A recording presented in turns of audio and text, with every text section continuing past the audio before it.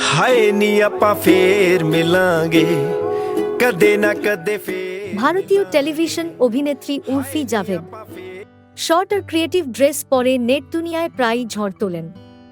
অভিনয়ের চেয়ে নিজের ড্রেসের কারণেই সারা বছর নেট দুনিয়ায় আলোচনার কেন্দ্রবিন্দুতে থাকেন উর্ফি।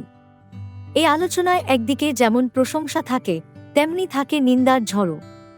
তবে এবার উর্ফি জানিয়েছেন তার ছোট পোশাক পরার কারণ। ইনস্টাগ্রামে ভিডিও শেয়ার করে তিনি জানালেন, অ্যালার্জি সমস্যা থাকার কারণে তিনি এমন পোশাক পরার আইডিয়া বের করেছেন। শরীরে কাপড় থাকলেই নাকি ত্বকে অ্যালার্জি দেখা দেয় তার।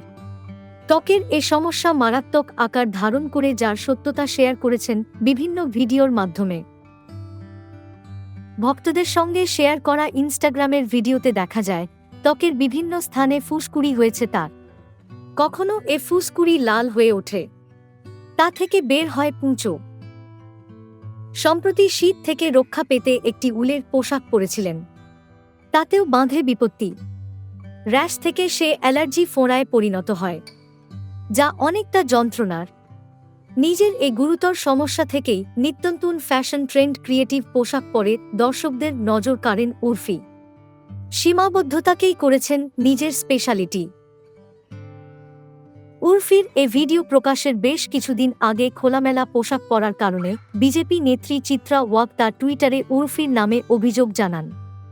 মুম্বাইয়ের রাস্তায় নগ্নতার প্রচার করছেন উর্ফি, এই মর্মে নেত্রী চিত্রার দাবি অবিলম্বে যেন গ্রেপ্তার করা হয় তাকে।